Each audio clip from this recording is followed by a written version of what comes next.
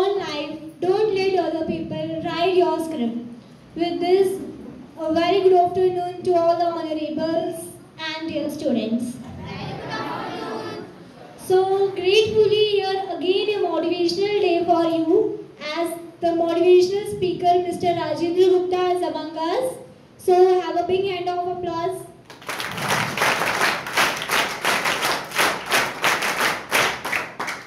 Dear students, आपको याद है ये कौन है? Raise your hands. जो मिले हैं इनसे पहले भी? Yes, very good. So sir, please come on the rise and give your speech.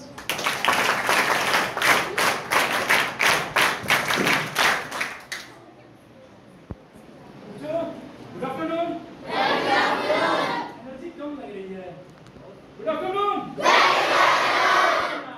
I want this lesson. पिछली बार हम लोगों ने क्या सीखा था? कुछ बात किया था हम लोगों ने पिछली बार? हमने क्वेश्चन किया था. किसी को याद होगा? क्या क्वेश्चन किया था? आवाज आ रही मेरी clear? Yes sir. Yes sir. Very nice.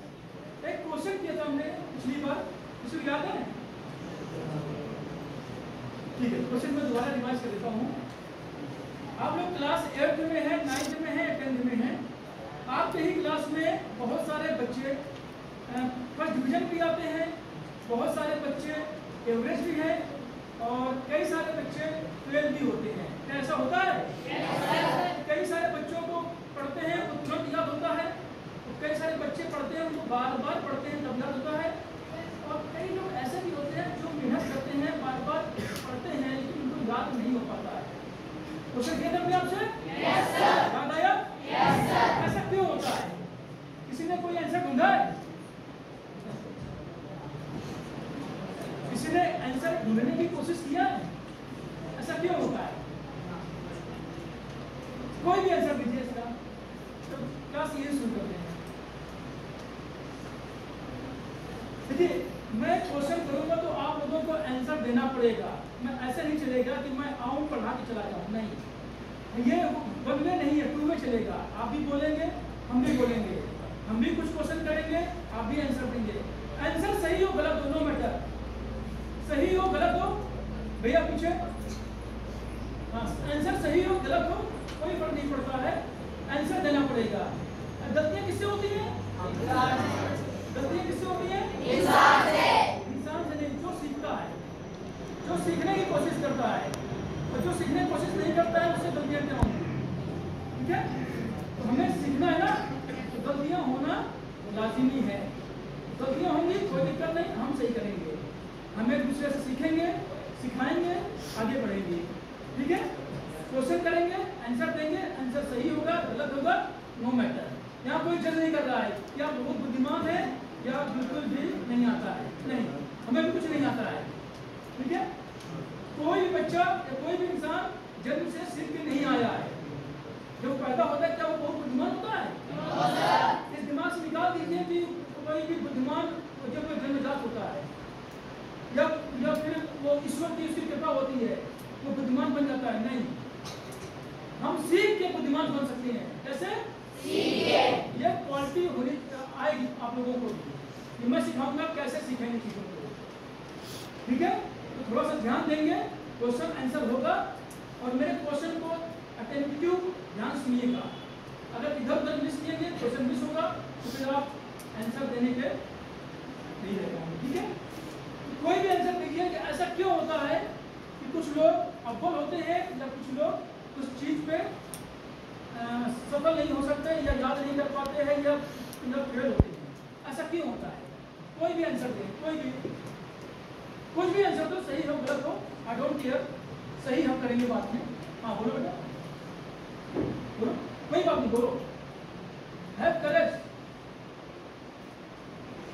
कुछ भी आंसर दो, सही हो गलत हो, आई डोंट केयर. हाँ बोलो.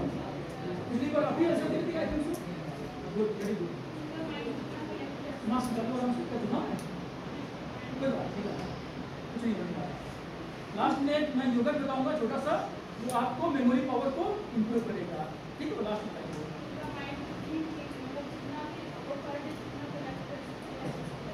तो इन्होंने कहा क्या नाम होता बेटा? भूमिका भूमिका ने कहा कि जितना पढ़ते हैं तो लास्ट मोमेंट पे वो रिकलेक्ट नहीं कर पाते हैं, वो जो याद किया हुआ है वो उनके दिमाग में कलेक्ट नहीं हो पाता है, ना? ठीक है, वेरी गुड, अच्छा है। और कोई आंसर देगा? सर उनके माइंड की लेवल एक्सेप्टेंस होती है, माइंड का लेवल एक्सेप्टेशन होता है, वेरी गुड। और कोई आंसर देगा? बोलो, कुछ भी हो सकता है, कुछ भी बोलो, चलो कोई बात नहीं।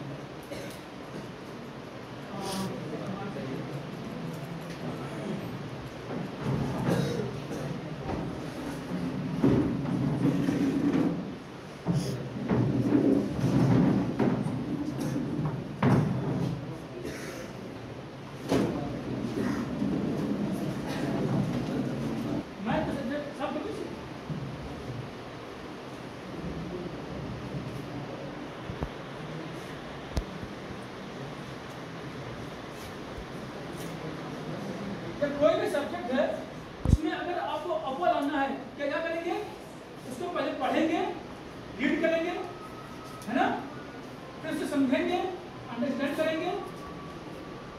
राइटिंग समझ में आ रही है? Yes sir. और फिर उसे क्या करेंगे? याद करेंगे, मेमोराइज करेंगे। क्या करेंगे? बस ये चीज होती ना। आपको किसी चीज को पढ़ने के लिए बुक्स है और चीजों को समझने के लिए क्या है? टीचर्स हैं। लेकिन याद करने के लिए हमारे पास क्या है? माइंड है। लेकिन आपको लोगों ने बताया कि याद करो। कैसे याद करो? कुछ लोग कहेंगे समझ के याद करो, कुछ लोग कहेंगे बार बार याद करो, कुछ लोग कहेंगे पढ़ के याद करो, समझ रहे? और कुछ लोग कहेंगे इसको अगेन रिवाइज करके याद करो। फिर क्यों ऐसा होता है कि उसी में क्लास में कुछ लोगों नंबर कम आते हैं, कुछ लोगों ज्यादा आते हैं? फिर क्यों ऐसा होता है? बस फिर क्यों ऐसा होता है कि एक ही क्लास में टीचर एक ही है, एक ही टॉपिक पढ़ा रहे हैं? मान लीजिए आपको पढ़ाया गया कोई भी साइंस थ्योरी, कोई भी थ्योरी पढ़ाई गई आपको, ठीक है? एक्स वाई जेड कोई थ्योरी पढ़ाई गई, टीचर एक ही है, उन्होंने आपको पढ़वाया, रीड करवाया, आपने रीड किया, आपको समझाया, फिर आपसे कहा याद करो। तो कैसे याद करना है? 4 चीजें बताई मैंने। फिर क्यों नंबर अलग अलग आते हैं? फिर वही टीचर आपको एग्जाम में देंगे और एग्जाम में लिखने को देंगे, लेकिन सबके नंबर अलग अलग। भाई बोलो बेटा, ऐसे मजा नहीं आएगी, बोलना पड़ेगा। कुछ भी बोलो, गलत बोलो, सही बोलो, पहले गलत चलेगा लेकिन ना बोलना नहीं चलेगा।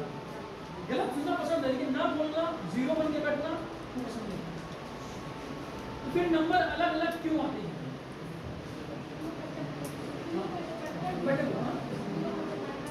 नहीं, बच्चा पढ़ता नहीं है, बच्चा पढ़ने का तो यहाँ सवाल ही नहीं है।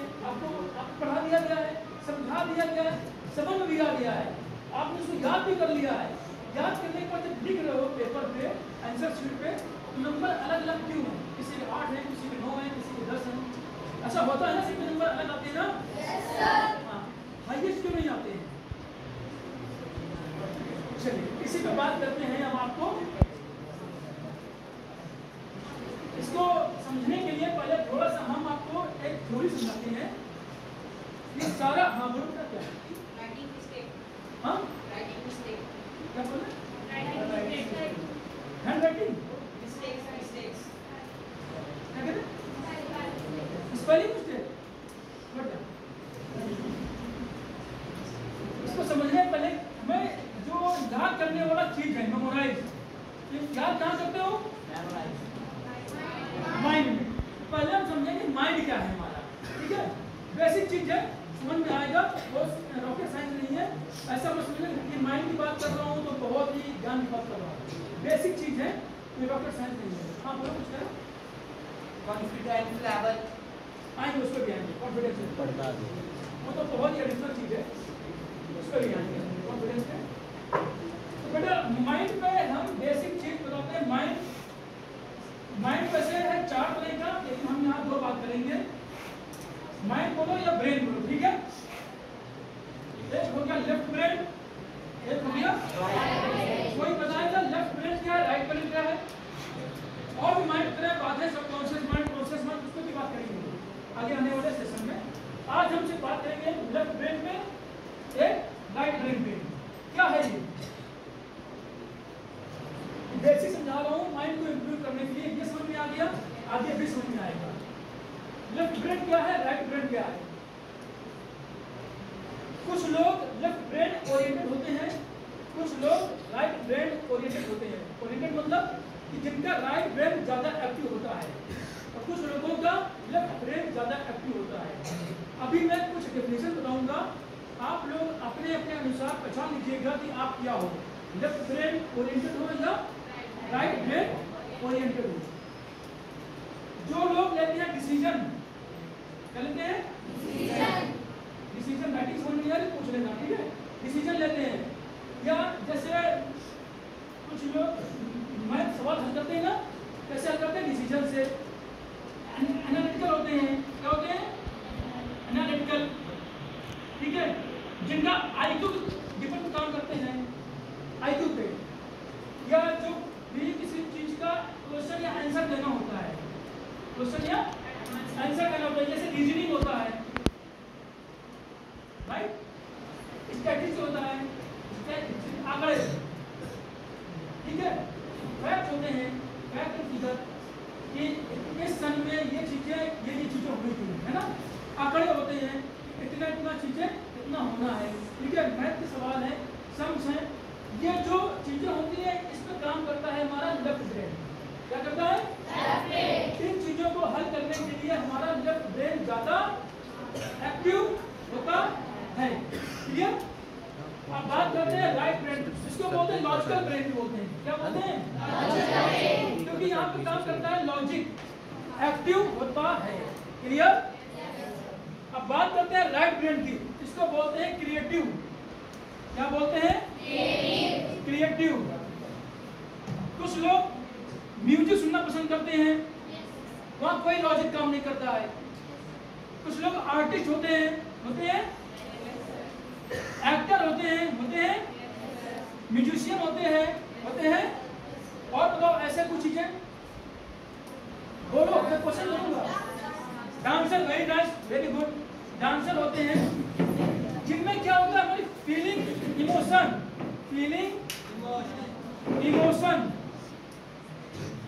इमोशंस और डे ड्रीमिंग। क्या डे ड्रीमिंग मतलब दिवा स्वप्न, जो सपनों को खोए रहते हैं। इमेजिनेशन में होते हैं, किसमें होते हैं? इमेजिनेशन में होते हैं, विजुअलाइजेशन में होते हैं। इन समझ पा रहे हो इनका मतलब क्या है? नहीं समझ में आए तो पूछना मुझसे, ठीक है? विजुअलाइजेशन में होते हैं, वो सब किसमें आते हैं? राइट ब्रेन एक्टिव होता है। जो मतलब सोचते हैं फ्यूचर में हमारे पास गाड़ी होगी, बंगला होगा, बढ़िया शादी होगी, हम फॉरेन में घूमेंगे, वो राइट ब्रेन एक्टिव होता है। फ्यूचर को लेकर उनको एक्टिव होते हैं, वो रचनात्मक भाव को देते हैं, है ना? आप कोई आर्ट बनाते हो तो आर्ट में कोई लगता है लॉजिक, 4+4+8 ऐसा लगता है क्या? नहीं लगता है। बस वो इमोशन से होता है कि ये अगर इसको ऐसे कर देंगे तो ज़्यादा सुंदर लगेगा, है ना? इसको थोड़ा सा ऐसे बढ़ा देंगे बहुत अच्छा लगेगा। इमोशंस आते हैं, भाव आते हैं, वो क्या होता है? राइट ब्रेन उनका एक्टिव होता है। तो ये दोनों चीजें क्लियर हुई? कुछ लोग लेफ्ट ब्रेन एक्टिव होते हैं, कुछ लोग अपने अपने डिवाइड कर लो कि कौन लोग लेफ्ट ब्रेन एक्टिव हो, कौन ज्यादा होता। दोनों में कुछ कम कुछ ज्यादा होता है, ठीक है? लेकिन इनके अलावा कुछ लोग ऐसे भी होते हैं जिनका दोनों ब्रेन एक्टिव होता है। क्या होता है? उनको हम कहते हैं बोथ ब्रेन एक्टिव होता है। उनको हम कहते हैं creative logical brain. Logical brain. ये किसी किताब में या किसी यूट्यूब चैनल में या कहीं नहीं मिलेगा, ठीक है? ये हमारी अपना किया हुआ एक प्रेजेंटेशन है, थ्योरी है हमारी, ठीक है? ये मैंने बहुत सारी किताबें पढ़ के उनका निचोड़ मैं दे रहा हूँ आपको, ठीक है? ये हमारा अपना खुद का किया हुआ कार्य है। तो ये बोथ ब्रेन हो गया। इन दोनों बोथ ब्रेन को क्या बोलते हैं? क्रिएटिव लॉजिकल, क्योंकि इसमें लॉजिक भी होता है और क्रिएटिव भी होता है। क्या ऐसे लोग होते हैं? कौन होते हैं बताओ, ये सब बोल दो कौन लोग होते हैं? होते हैं ऐसे लोग दुनिया में 1% होते हैं। कितने होते हैं? 1%। वो होते हैं आपके साइंटिस्ट। जो मैं बात करने वाला हूं कि हम ये कैसे अपने आप में ला सकते हैं, कैसे हम दोनों ब्रेन का इस्तेमाल कर सकते हैं, लेफ्ट का भी राइट का भी। ठीक है, तो इनको हम कैसे इस्तेमाल कर सकते हैं? वो होते हैं 1% से लेकर के, दुनिया में सिर्फ 1% ही होते हैं, वो होते हैं साइंटिस्ट।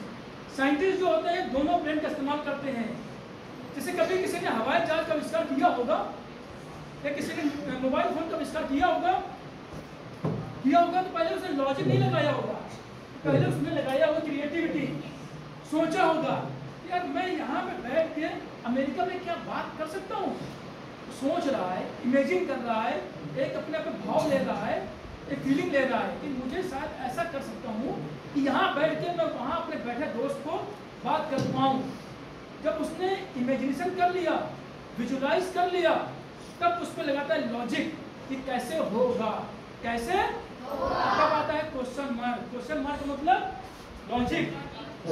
कब आता है लॉजिक, कैसे होगा, तो फिर उस पर चलते हैं, थ्योरीज आती हैं, फिर उस पर साइंस लगता है और बहुत सारी चीजें लगती हैं, तो आविष्कार होता है मोबाइल फोन का। ऐसे ही किसी ने, दो भाइयों ने सोचा, इमेजिन किया कि यार ये पक्षी हैं, हवा में उड़ सकते हैं, हम क्यों नहीं उड़ सकते हैं।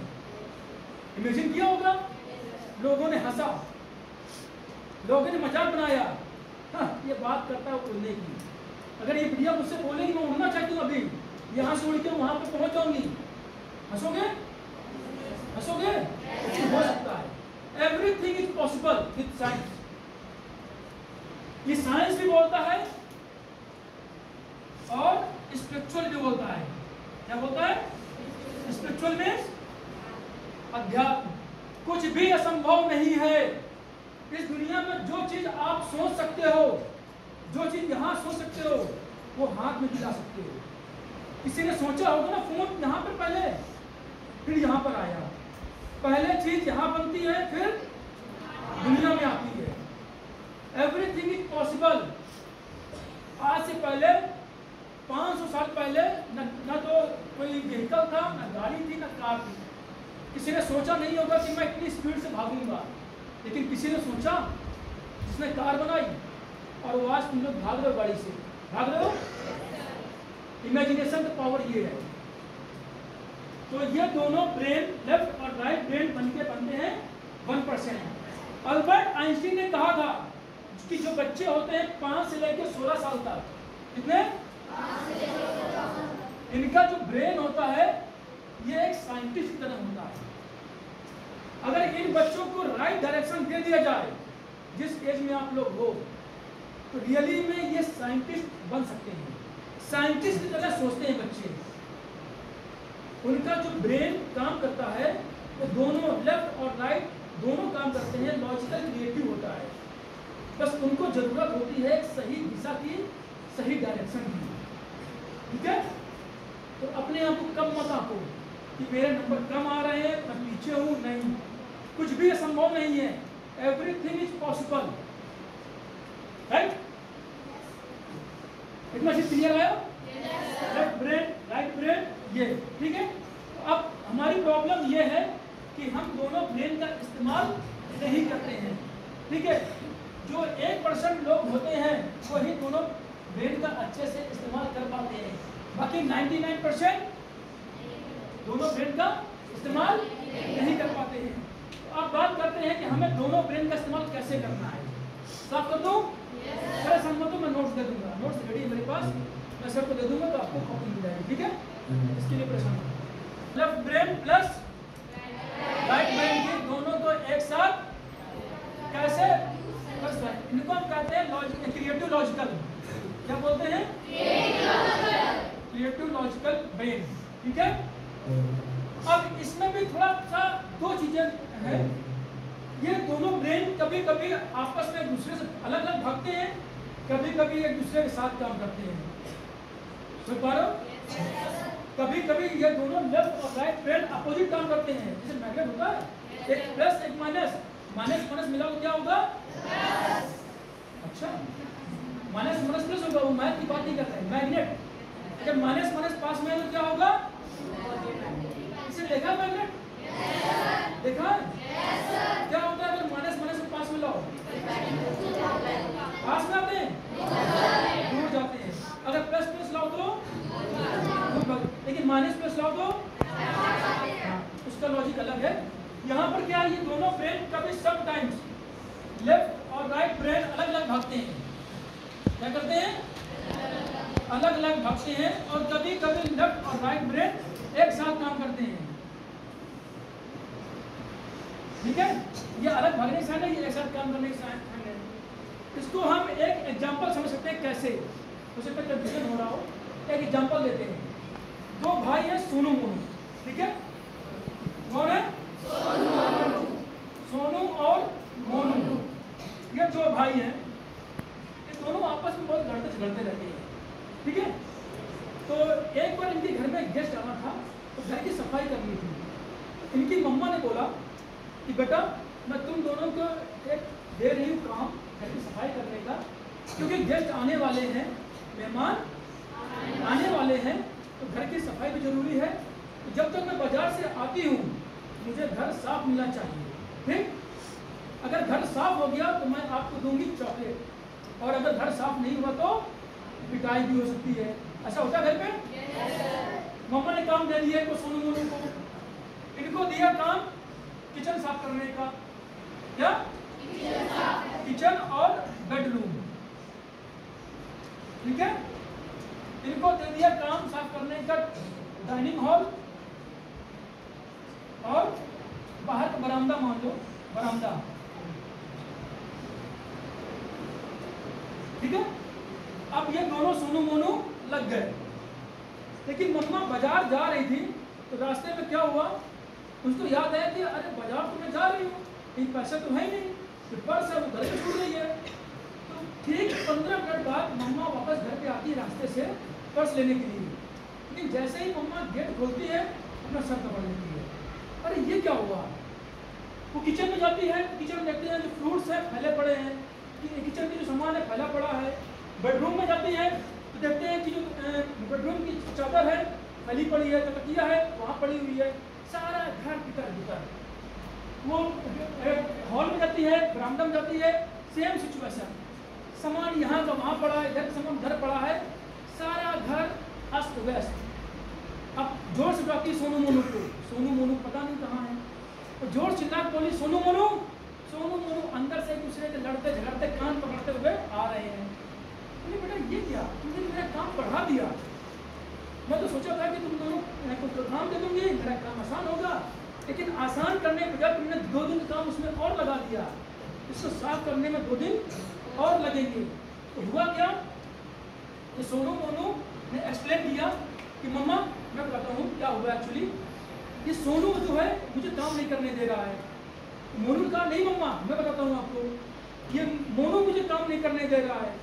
मम्मा कंफ्यूज, मम्मा समझ नहीं पा रही हुआ क्या है। उसने बताया सोनू ने, मम्मा देखिए मैं समझाता हूँ। इस मोनू जो है ये अपने रूम की सफाई कर रहा था, अपनी तरफ से सफाई कर रहा था, लेकिन इसने जो अपना कूड़ा है इसने मेरी तरफ डाल दिया। अब सोनू कह रहा नहीं मम्मा, मोनू कह रहा नहीं मम्मा, इसने जो कूड़ा है मेरी तरफ डाल दिया। ऐसा क्या है, इसने कूड़ा उधर डाला, इसने कूड़ा उधर डाला, तो दोनों में झगड़ा हो गया और हम अपना काम, तो इन दोनों बीच हो गई लड़ाई, तो हमारी आपस में लड़ाई हो गई। ये एग्जांपल एक। अब इसे को हम ऐसे समझे, सोनू मोनू 2 भाई बहुत अच्छे भाई हैं, आपस में बना के रखते हैं बिल्कुल। मूवी देखिए शोले, इसके हीरो क्या नाम है, जय विजय, बना के रखते हैं, एक दूसरे का सपोर्ट करते हैं, बिल्कुल राम लक्ष्मण करें, जो भी काम करेंगे मिलकर करेंगे, नहीं तो और बढ़िया से करेंगे, ठीक है। इसी काम को एग्जाम्पल को आप ऐसे समझेंगे, मम्मा ने उन्हें काम दिया और फिर गई बाजार, और जो काम लेके बाजार चली गई, फिर वापस आती है पर्स लेने के लिए, तो देखती है कि जो सोनू उन्हें पार्क में खेल रहे हैं, घर के बाहर पार्क है, खेल रहे हैं। मम्मा गुस्सा करती है, अरे सोनू मोनू मैंने तुम्हें काम दिया है, तुम दोनों यहाँ खेल रहे हो, काम क्या हुआ? तो सोनू मोनू कहते हैं मम्मा रुकिए तो, आप घर पे आइए तो, देखिए तो। जैसे ही घर का दरवाजा मम्मा खोलती है, बड़ी अच्छी सी महक आ रही है। किचन में जाती है, सारा सेट वेल डन। रूम पर जाती है, फंटास्टिक, सब कुछ व्यवस्थित। रूम की जितनी चीजें, अलमारी, तकिया, बेड, बिस्तर, सारा व्यवस्थित। समझ पा रहे हो? हॉल में जाती है, डाइनिंग हॉल या बेडरूम में, बरामदा में, सारा चीजें बढ़िया व्यवस्थित। तो मम्मा एकदम आश्चर्यचकित, पूछा, अरे सोनू मोनू, अभी तो घड़ी के देखते 15 मिनट हुए हैं, इतनी जल्दी कैसे कर लिया? तो सोनू मोनू कहते हैं, मम्मा देखो, हमें मालूम था कि हम जितना जल्दी अपना काम खत्म कर लेंगे, क्योंकि काम हमको ही करना है, तो हम जितना जल्दी अपना काम खत्म कर लेंगे तो हमें उतना ही ग्राउंड में खेलने को मिलेगा। तो हमने क्या किया, हमने सोनू मोनू ने दोनों ने मिलकर काम किया। पहले हम दोनों ने इसका काम किया, सोनू का, फिर हम दोनों ने सोनू काम किया, तो मिलके मोनू काम किया। मतलब पहले किचन की सफाई की, फिर बरामदा की सफाई की, और इससे हमारा काम आसानी से हो गया और हमने काम जल्दी भी कर लिया। फिर हमने सोचा कि आपको अच्छा लगेगा तो हम रूम फ्रेशनर मार देते हैं, जिससे महक अच्छी आएगी। मम्मा खुश, मम्मा ने दोनों को चॉकलेट दिया। अब समझ पा रहे हो इस एग्जाम्पल से, कहानी से? दो घटनाएं हुई। क्या क्या घटनाएं हुई? एक में सोनू मोनू लड़ रहे थे और एक में सोनू मोनू बड़े प्यार से आपस में मिलके। तो जब सोनू मोनू झगड़ रहे थे तब क्या हुआ था? काम हुआ था। जो आपका वर्क है वो हो जाता है बैड, ठीक? और अगर काम होगा, कब होगा?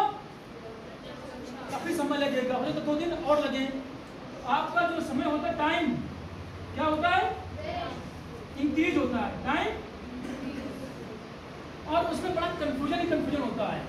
सोनू कह रहा तुम अपना काम करो, मोनू कह रहा तुम अपना काम करो, ठीक है? समझ पा रहे हो नहीं? ये कब था? जब सोनू मोनू आपस में लड़ रहे थे। और जब सोनू मोनू एक साथ काम कर रहे थे, बड़े प्यार से कर रहे थे, तो काम कैसे हो गया? बड़ी जल्दी से हो गया ना। तो उसमें क्या हुआ? वर्क आपका अच्छा हो गया और समय डिक्रीज हो गया ना। और जो आपकी चीजें थी वो एकदम क्लियर हो गई, सारी चीजें व्यवस्थित थी, क्लियर थी कि किसको क्या करना है, दोनों मिलकर करते हैं। क्लियर हो गया? ये सोनू मोनू कुछ और नहीं है, यही आपके लेफ्ट और राइट ब्रेन है। कहानी समझ पाए? रिलेट कर पाए? तो प्रॉब्लम यही है कि जो 90% ऑफ टाइम हम लोग रहते हैं कॉन्फ्लिक्ट में। हमारा लेफ्ट ब्रेन राइट ब्रेन आपस में लड़ता ही रहता है। समझ पा रहे हो? तो जब लेफ्ट राइट ब्रेन अपोजिट भागते हैं, लड़ते हैं, इसको हम बोलते हैं कॉन्फ्लिक्ट स्टेट। क्या बोलते हैं? कॉन्फ्लिक्ट। और जब लेफ्ट ब्रेन राइट ब्रेन आपस में काम करते हैं, इसको क्या बोलते हैं? सिंक्रोनाइज। क्या बोलते हैं? सिंक्रोनाइज। सिंक्रोनाइज का मतलब होता है एक साथ मिल जाना, घुल जाना, समन्वय हो जाना। और कॉन्फ्लिक्ट का मतलब द्वेष, लड़ाई, झगड़ा। क्लियर? जब दोनों लोग लड़ रहे थे, कॉन्फ्लिक्ट में थे, तो वहां पे काम हो रहा था, समय क्या लग रहा था? और कंफ्यूजन ही कंफ्यूजन था, काम खत्म होगा कि? और जब दोनों एक साथ काम कर रहे थे, एक दूसरे का सपोर्ट कर रहे थे, तो वहां पे काम, समय और चीजें क्लियर थी। तो अब हमें सोल्यूशन दिखाना है कि हम अपने लेफ्ट और राइट ब्रेन को यहाँ पर कैसे इस्तेमाल कर सकते हैं। हमें ये चाहिए ना, ये चाहिए। तो प्रॉब्लम हमारी ये है कि मोस्ट ऑफ टाइम लोगों का, जो इस दुनिया की प्रॉब्लम है, हमारी ही नहीं, हम लोगों की नहीं, इस दुनिया की प्रॉब्लम है कि 90% टाइम हमें कॉन्फ्लिक्ट में ही रहते हैं। किसमें रहते हैं? कॉन्फ्लिक्ट में रहते हैं। अच्छा, कैसे पहचानेंगे कि हमारा स्टेट कॉन्फ्लिक्ट में है या सिंक्रोनाइजेशन में है? कैसे पहचानेंगे? कैसे पहचानेंगे? कोई बोलेगा?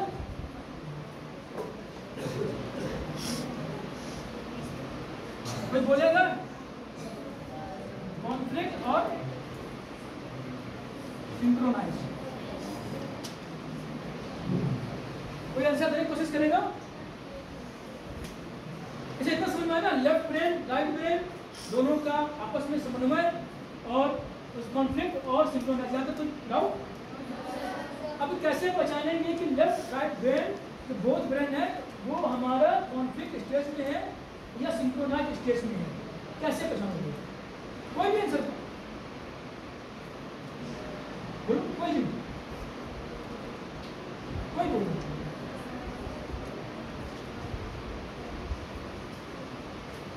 जब हमें किसी काम करने में लगती है बोरिंग, लगती है बोरिंग, अरे मैथ क्लास आ गया, मैथ क्लास आ गया के मतलब दिमाग में उबना, बोरिंग।